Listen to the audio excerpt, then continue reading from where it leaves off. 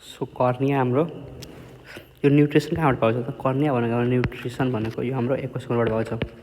Aqueous humour जुन छ नि, ह्युमरस एक्वस ह्युमर, त्यसबाट हाम्रो के पाउँछ? यो न्युट्रिसन पाउँछ। न्युट्रिसन किन यो अभास्कुलर हुन्छ। त्यसपछि हेऱ्यौँ भने यो जुन छ नि, यो रिच नर्भ सप्लाई हुन्छ। रिच सप्लाई विथ नर्भ हुन्छ। यसमा नर्भ सप्लाई हुन्छ। Rich nerve supply. अर्को भनेको यसमा के हुन्छ कि यो कर्निया जुन छ नि, त्यो रिच सप्लाई धेरै भएर के हुन्छ, धेरै sensitive to touch and pain हुन्छ। के हुन्छ? धेरै सेन्सिटिभ टु के हुन्छ? यो हाम्रो टच एन्ड पेनसँग सेन्सिटिभ हुन्छ धेरै। त्यो भयो। अनि अर्को भनेको सबभन्दा इजिली हाम्रो ट्रान्सप्लान्ट हुनु भनेको कर्निया ट्रान्सप्लान्ट हो।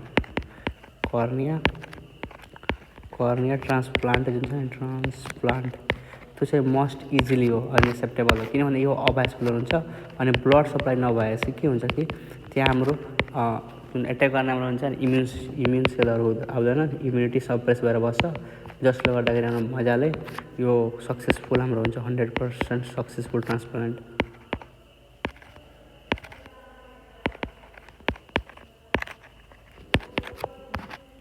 यो भयो कर्नियाको बारेमा। अब कर्नियाको बारेमा अरू भनेको के हुन्छ? कर्निया ट्रान्सप्लान्ट भनेको यसलाई के भन्छ भने केराटोप्लास्टी भन्छ। यसको ट्रान्सप्लान्टलाई के भन्छ? हाम्रो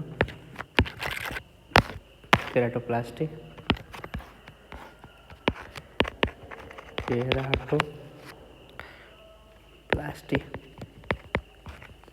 यो भयो हाम्रो कर्नियाको ट्रान्सप्लान्टलाई भन्छ केराटोप्लास्टी। एन्ड यो केबाट यो जुन कर्नियाको बारेमा हाम्रो 5वटा लेयर हुन्छ। कर्नियाको लेयर जुन छ नि, त्यो 5वटा लेयरले बनेको हुन्छ। सो हामी मस्ट त्यस्तो डिपमा डिस्कस गर्दैन, तर हामी के डिस्कस गरौँ यसमा कि जुन लाइन बाई के हुन्छ, लाइन बाई हाम्रो के हुन्छ? यो नन केराटिनाइज्ड नन केराटिनाइज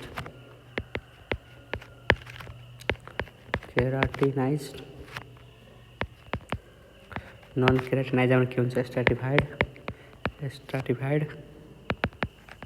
स्ट्राटिफाइड हाम्रो स्क्वामस इपिथेलियम हुन्छ। अनि यो चाहिँ हाम्रो टोटल 5वटा लेयर भनेको हुन्छ। 5 लेयर कर्निया भनेको हुन्छ। 5 लेयरले कर्निया। सो यसमा हाम्रो लेयर छ, म लेयर लगाइदिन्छु कर्नियाको। फ्लुइड सिस्टम, आई थिङ्क कर्नियाको लेयर हेऱ्यौँ भने 5वटा लेयर हुन्छ हाम्रो। सरी, छैन सायद यसमा।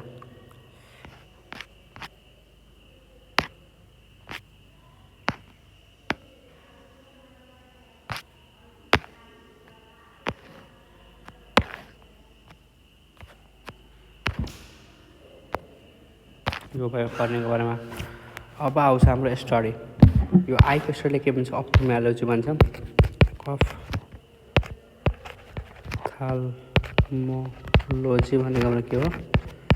स्टडी अफ आई हो।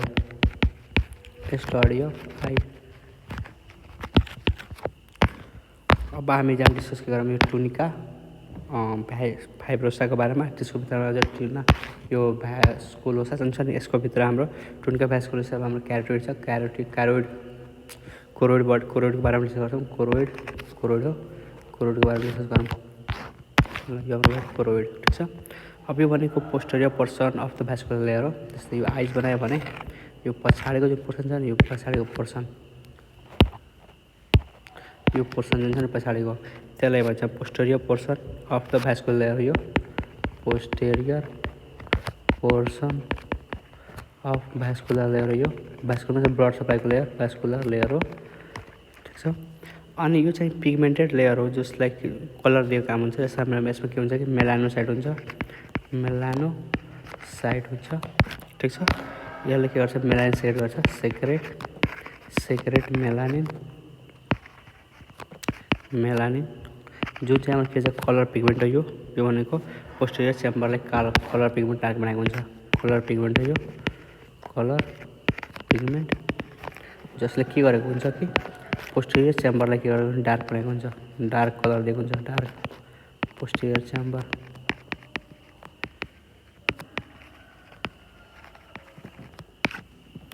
यो भयो।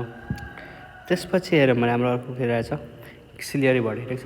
यो सिलियरी बडीको बारेमा डिस्कस गरौँ। यो सिलियरी बडी जुन छ नि यो चाहिँ हाम्रो एकोमोडेसन हेर्नुपर्छ। एकोमोडेसन भनेको नजिकको टाढाको बेला हाम्रो के भन्छ लेन्सको साइज सेप साइज मिलाउने, ठिक छ। त्यो एकोमोडेसन हेर्नुपर्छ। एकोमोडेसन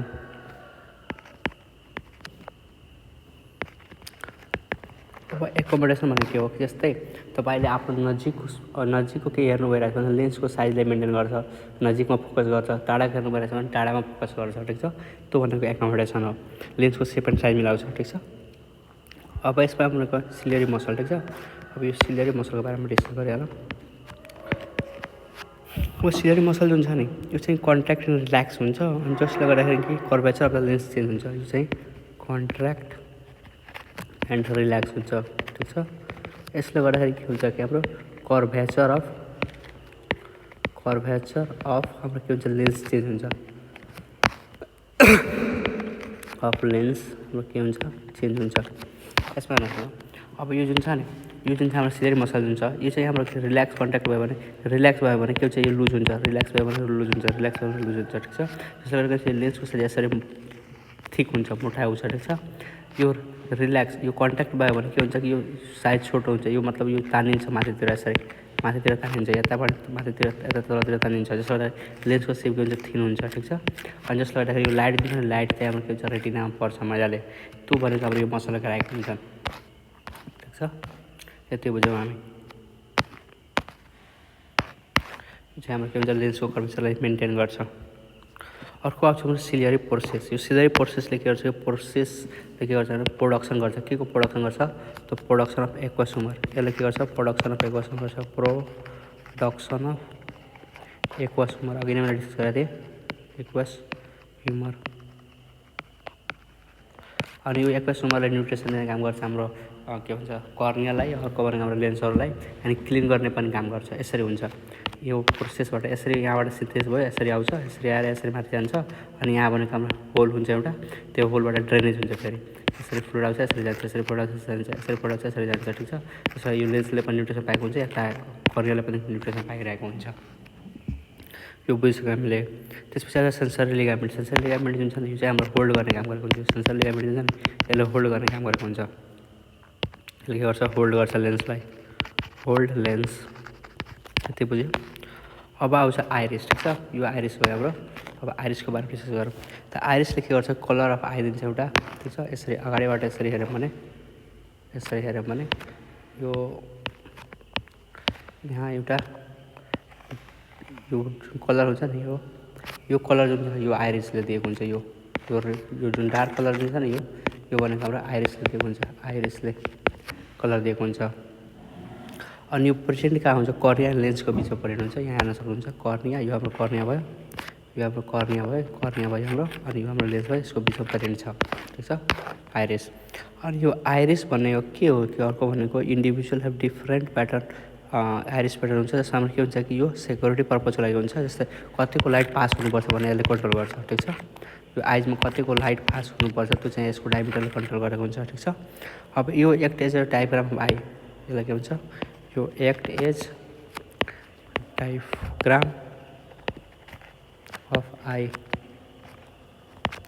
त्यसपछि यो भनेको हाम्रो के गर्छ कि इन्टेन्सिटी अफ लाइटलाई कन्ट्रोल गर्छ। के हुन्छ यो फ्लक्चुएट के गर्छ एकर्डिङ टु हाम्रो के भन्छ यो इन्टेन्सिटी अफ लाइट, कतिको लाइट पास हुनुपर्छ भनेर कन्ट्रोल गर्छ यसले। अनि यसमा ब्राइट लाइट हुन्छ, अर्को भनेको डिम लाइट आउँछ, त्यो बेला के हुन्छ ठिक छ। फर्स्टमा के बुझ्यौँ कि यसमा दुई किसिमको मसल हुन्छ। एउटा भनेको सर्कुलर मसल हुन्छ, यसरी भनेको हाम्रो सर्कुलर मसल भयो, ठिक छ। यसरी सर्कुलर मसल हुन्छ, यो सर्कुलर मसल भयो। अर्को भनेको यसरी लङ्गिट्युडनल मसल हुन्छ, लङ्गिट्युडनल मसल, ठिक छ। सर्कुलर मसल, लङ्गिट्युडनल मसल, यो चाहिँ हाम्रो लङ्गिट्युडनल मसल हो, लङ्गिट्युडनल मसल। यस्तै रेडियल मसल भयो हाम्रो रेडियल मसल। अर्को यो भनेको सर्कुलर मसल भयो, सर्कुलर मसल, रेडियल मसल र सर्कुलर मसल हुन्छ।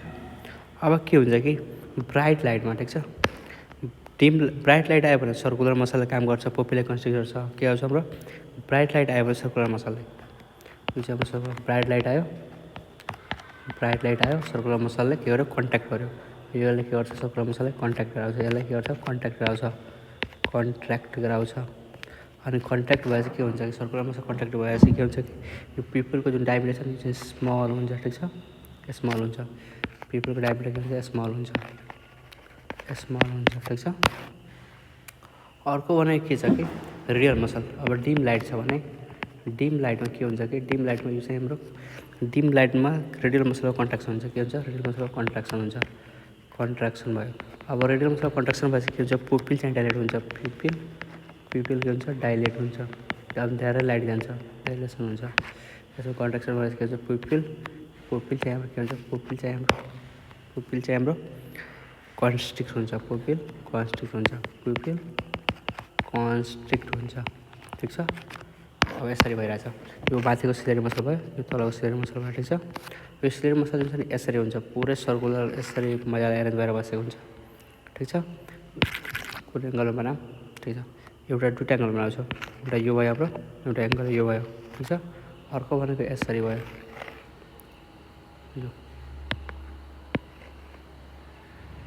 यो भयो अब यो चाहिँ कन्ट्याक्ट हुँदाखेरि यसमा दुईवटा किसिमको मसल छ एउटा सर्कुलर मसल छ यो हाम्रो सर्कुलर मसल भयो यसरी ठिक छ एउटा भनेको हाम्रो यो लङ्गिट्युडनल मसल छ चाहिँ हाम्रो लङ्गिट्युडनल मसल छ लङ्गिट्युडनल मसल यसरी लङ्गिट्युडनल मसल ठिक छ यो लङ्गिट्युडनल मसल भयो यसरी के हुन्छ हाम्रो रेडियल मसल यो रेडियल मसल भयो ठिक छ अब के हुन्छ कि यो पिपल हुन्छ नि यो पिपल यो चाहिँ के हुन्छ कि यो कन्ट्र्याक्ट एन्ड रिल्याक्स हुनुपर्ने हो एक्चुअली यसको साइज बढ्ने घट्ने हो मेन घट्ने बढ्ने हो अनि धेरै यो के हुन्छ कि अब धेरै डिम लाइट छ भने यहाँबाट अब धेरै के हुन्छ यहाँबाट धेरै डिम लाइट छ भने धेरै लाइट पास गराउनु पऱ्यो धेरै लाइट पास गरेपछि मात्र देखिन्छ ठिक छ कम लाइट छ भने ठिक छ अब एकदम ब्राइट लाइट छ भने त्यो टाइममा के हुन्छ लेस लाइट हाम्रो पास हुनु पऱ्यो त्यही भएर साइज सानो अनि ठुलो हुँदै जान्छ यसको लागि कन्ट्रोल गर्छ यो भयो अब यसमा हेऱ्यो भने पिपलको डाइलेसन हेऱ्यो भने ठिक छ एउटा भनेको हाम्रो पिपल डाइलेसन छ भने यसलाई के भन्छ यसको अर्को टर्ममा हाम्रो के भन्छौँ यसलाई भन्छ हाम्रो मिड्रियासिस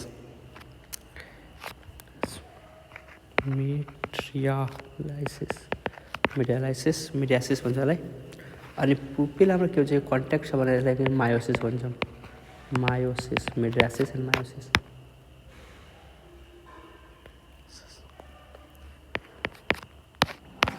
यो भयो अब के हुन्छ कि